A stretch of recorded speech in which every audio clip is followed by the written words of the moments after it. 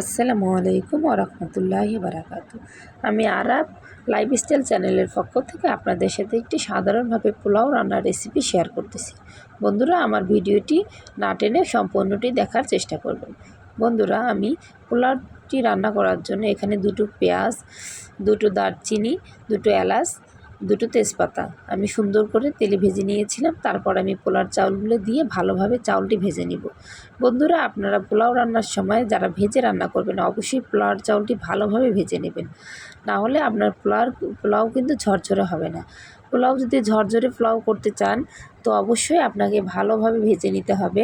পোলাওয়ের মধ্যে যেন ভেজা কোনো ভাবটা না থাকে, একদম ঝরঝরে করে ভেজে নিতে হবে। তো বন্ধুরা দেখেন আমি কিভাবে ভেজে নিচ্ছি, অবশ্যই আপনারা চেষ্টা করবেন পোলাওটি এভাবে ভেজে নেওয়ার জন্য। তো বন্ধুরা দেখেন আমার পোলার চাউলটি ভেজে নেওয়া হয়ে গেছে। আমি এখানে পরিমাণ মতন পানি অ্যাড করব। যেহেতু আমি এখানে আধা কেজি পরিমাণের পোলার চাল নিয়েছিলাম, আমি পানিটা আগে থেকেই মেপে রেখে দিয়েছিলাম। বন্ধুরা, আমি বিশেষ করে পানি একটু কম মেপে নিয়ে আন্দাজ করে দিয়ে দিই। তো আপনারা যারা নতুন আছেন অবশ্যই আধা কেজি চাউলের মধ্যে 1 লিটার পানি ব্যবহার করবেন, তাহলে আপনাদের পোলাওটি পারফেক্ট হবে। তো বন্ধুরা, আমার এখানে পানি অ্যাড করা হয়ে গেছে। আমি 1 চা চামচ লবণ দিয়ে দিব। যেহেতু পোলাও রান্না করতে গেলে অবশ্যই লবণের প্রয়োজন, না হলে পোলাওটা খেতে ভালো লাগবে না।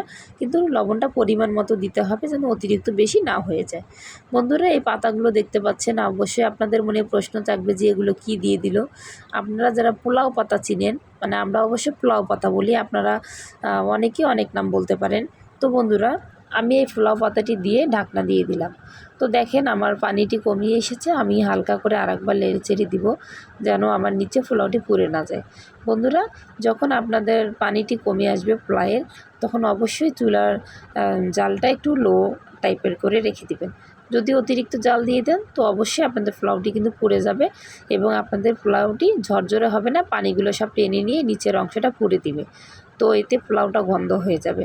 তো বন্ধুরা, আপনারা এইভাবেই রান্না করবেন, সাধারণ পোলাও চাল ঘরে থাকা উপকরণ দিয়ে। আসলে রান্না করলে অনেক কিছু দিয়ে রান্না করা যায়। তো আমি এখানে যখন বলেছি সাধারণভাবে ঘরোয়া সিস্টেমে আমি রান্নাটি করে দেখাবো আপনাকে। তো বন্ধুরা, ঘরে থাকা উপকরণ দিয়ে সাধারণভাবেও আমি পোলাওটি রান্না করে নিলাম।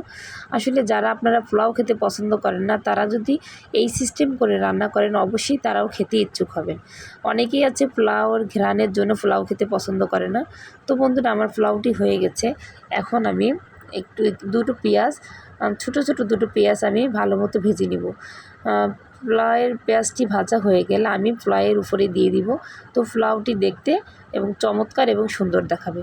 বন্ধুরা, আমার ভিডিওটি কেমন লাগলো অবশ্যই আপনারা কমেন্টস করে জানাবেন, আর আমার পাশে থাকবেন, আমার চ্যানেলটিকে সাবস্ক্রাইব করে দিবেন। যেহেতু আমার চ্যানেলটি নতুন, আপনাদের দোয়া এবং ভালোবাসায় আমার চ্যানেলটি এগিয়ে যেতে পারে আল্লাহর রহমতে। অবশ্যই আমার চ্যানেলটি সাবস্ক্রাইব করে আমার পাশে থাকবেন। কমেন্টসে